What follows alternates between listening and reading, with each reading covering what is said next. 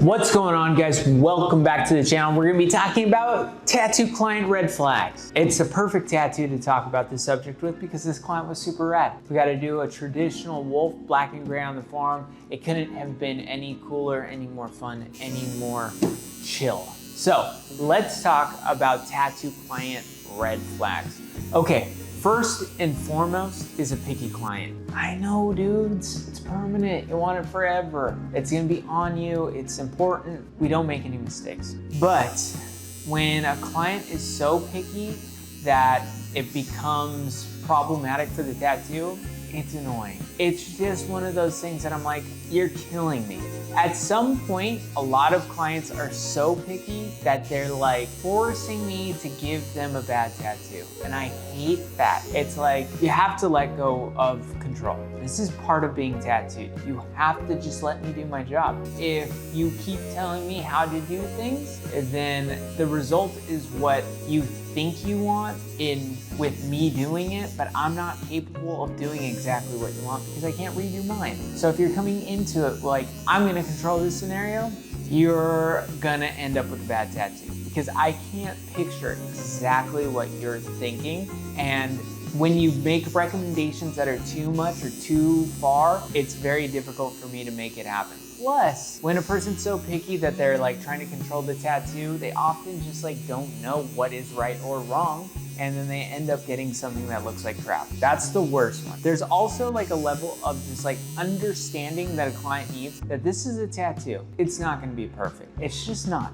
So like being so picky that you think like you need this tattoo to be perfect, it's just unrealistic. Every tattoo will have some sort of flaw in it, and that's okay. That's part of the beauty of tattoos. No one should be sitting there like focusing on the tiny little mistakes. Doesn't matter. It's about the overall coolness of the tattoo. Reversely, another red flag is when someone isn't picky enough. I know, you're like, bro, pick away, dude. Pick a side, bro.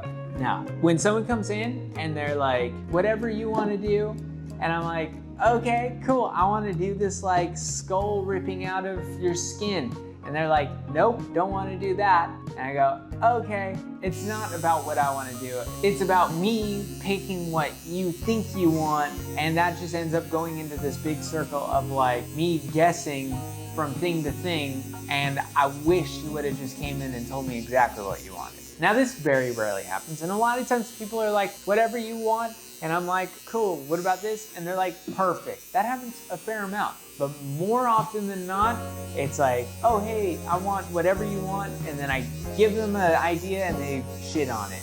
And I go, gosh, that sucks. Because I was really excited about doing that skull ripping out of skin or whatever. Okay, now this one. No one likes when tattooers talk about prices because like the reality is we got a cool ass job. We get to do tattoos. We get to get paid for it. We kick it with our homies all day long and we talk shit. We have a lot of fun. But that's great, love it. And I got no problem. If you come into my shop and you're like, Kirk, this is my budget, I can't go past that. And I'm like, cool, I can work with that. But if you ask me, hey Kirk, I wanna get this tattooed, how much does it cost? And I say, okay, it's gonna be 5,000 pesos. We're here in Mexico, that's where my shop is, this is what we talk about. And then the client goes, what about 4,000? And I go, I don't give a shit, no. Like, not at all. There's no bartering ever in tattooing. I give you a price, you say yes or no. Both are cool. But the moment you go, like, try and get more for less, I ain't having it. And no one who's a tattooer ever should, and no one who's a client should ever try this. It drives us crazy. And again, if that person would have came in and been like, hey, I want to get this tattooed, but my budget's right around 4,000 pesos, I probably would have been like, cool, I'll figure something out to make it worth both our time. No problem. Not angry about it at all. Not thinking in my head, well, this cheap motherfucker.